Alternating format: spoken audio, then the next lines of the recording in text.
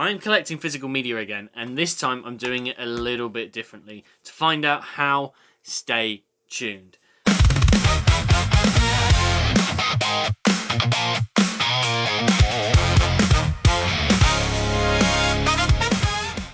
Hello YouTube, this is Matt Apart. Welcome back to the channel. If you're into the strange brand and form of entertainment that is myself, then consider hitting that subscribe button for all future videos.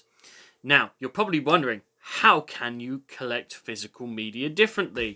You go to a shop or online and you buy some physical media, then you put it in your collection and it sits there. Well, I will explain how. But first of all, a bit of backstory before we get into it. About a year and a half ago, I did a purge of my DVDs and Blu-ray collection, getting rid of any duplicates or ones that I just don't like and don't watch anymore. Most of what I got rid of is permanently on Disney Plus or Netflix, so if I want to watch them, I can watch them there. I currently at the moment have 565 films in my collection. I have restarted collecting DVDs and Blu-rays again after not collecting for about 3 years. I would get the odd thing every so often, but nothing too over the top. So why am I now getting more physical media? But this time, instead of just collecting DVDs this time because I like the movie and it's cheap, it's fun to look around the charity shops, CEX, HMV and online for a bargain. But I have set myself some rules to follow to create my DVD and Blu-ray collection I know I will love and enjoy. The first rule I would say is very self-explanatory. Do I like the movie enough to watch it multiple times? If I'm going to watch it once, maybe twice, I probably won't buy it due to the fact that I'm going to put it on the shelf. It's going to sit on there for years, and then I'm going to look at it and go, I really don't want that anymore, so I'm just going to sell it. Because I've had that happen to me before. I've bought some films, I never actually watched them, and then I was like, well, why do I have this? It's in my collection, what's the point? And I've just sold it. So for me, now going forward, I've got to make sure that if I like a movie and I'm going to watch it multiple times, then it is worth my time having it in my collection. Rule 2 is a nice and simple one. Is it on the streaming services you use permanently? Because if it is, then chances are it's probably not worth buying in your collection.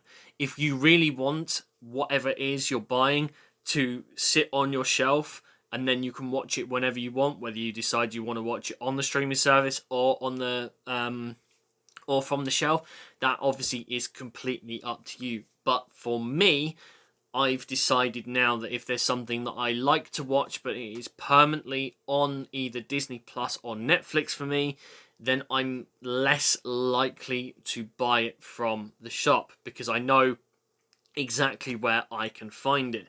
I'm looking for stuff now more that I can't find on the stuff that I have. So for me, example, if I want to watch any James Bond movie, I will have to watch it on DVD or Blu-ray, which I already have anyway, because I bought them before they were on Amazon Prime. I don't have Amazon Prime, and it will also charge you to rent or buy them anyway, so I might as well just buy the DVDs and Blu-rays anyway in that instance. For something like the TV series of Star Wars and stuff like that, which they have released on 4K, I don't have a 4K player, so I can't watch those anyway, but they are going to be permanently on Disney Plus. So if I want to watch them again, I will just watch them there anyway. I already had the movies before Disney Plus came out, and even before I purchased them anyway. So that kind of thing gives you an idea of, right, I like the movie, I'm going to watch it multiple times. Is it on streaming service? Yes, it is. Do I really need to buy a copy of it? Probably not. Okay, then I won't buy it.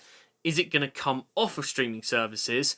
And is it going to fluctuate? Because we all know that Netflix has a revolving door of titles. come obviously Halloween season, you're going to get all the horror movies, you're going to get Scream, you're going to get Halloween, etc, etc, etc. But if I want to watch those in April, then I can't do that. So that would mean I'd have to buy the collection, which then leads me on to my next rule. Rule 3 is nice and simple. Is it part of a box set? Is it part of a complete series? Now, obviously, the complete series goes for mainly TV series, because I do not want to buy individual TV series anymore. Everything that I have in my collection is now, in fact, complete, and I will now only buy complete TV series going forward. This is due to money and space. So, for example, this is the Chucky TV series complete 1 to 3. Obviously, if I bought these individually, this would be 3 individual TV series in 3 Blu-ray cases. However, this is just all 6 discs in one Blu-ray case. So not only does it save money, it also saves space. So that is a very good win-win for me. Also, like I say, takes up a hell of a lot less room, costs a lot less. And I again will do this with movies. So I waited as long as possible to buy the John Wick movies because I knew they would be making more and more and more. I think they have announced 5, but I don't know when that's coming out. So I was like, well, I'm going to buy the 4 box sets, so at least I've got some. And if they don't make 5, then I've got all of them anyway. And again, something like this is a great box set to have because it's nice and slim. You've got 8 movies in here and it doesn't take up a whole bunch of space, and it costs a hell of a lot less than trying to find these on the shelf individually. So not only do they save you money, they also save you space at the same time. So if you're trying to create your collection to be the best it can be without trying to go out and buy some more shelving units and everything else, then you can make the most of the space that you actually have and put more in there at the same time. Rule 4. Is it worth the money? Now, obviously, we live in an age where you can buy the super duper collector's edition on 4K Blu-ray that's got statues and posters and collector's cards and everything else that they might offer. Or you could just buy the really cheap version from CEX that's like £3. Most of the time nowadays, the films I'm looking for are just films that I haven't seen in a while, and I just generally want to add to my collection that I haven't managed to add over the years.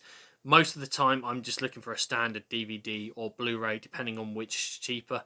Occasionally, the Blu-ray is cheaper, which I don't really know how that works, but occasionally it is, and I will try and find that if possible. But majority of the time, I will look for a standard edition of it because it's cheaper. We live in a situation, obviously, where everything is starting to get more expensive and people's financial situations obviously differ. So depending on whatever your financial situation is, depends on obviously what you can afford. But I hope you guys really do take these rules into consideration when you're buying physical media. I hope this helps because I know it's definitely helped me out. Going forward, I'm looking for certain criteria when I buy films, and I don't just want to buy films going, oh yeah, I'll watch that, but then we'll just put it on the side and just never watch it again. I want to create a collection that I'm really proud of. I want to create a collection of stuff that I will definitely watch again. And I think what I have so far, I'm definitely going to watch again because majority of it I've had for years and I've always rewatched them. So thank you very much for watching. I hope you have enjoyed this little video. Please consider hitting that subscribe button if you're into the strange brand of form of entertainment. That is myself to keep up with all future videos. I'm looking to make more and more videos than I have. Since I started this channel a couple of years ago, it kind of went a little bit dead and I didn't get any chance to really sort of make anything, but now I'm going to make this my primary focus. So thank you very much for watching, and we shall see you all very, very soon. Bye bye.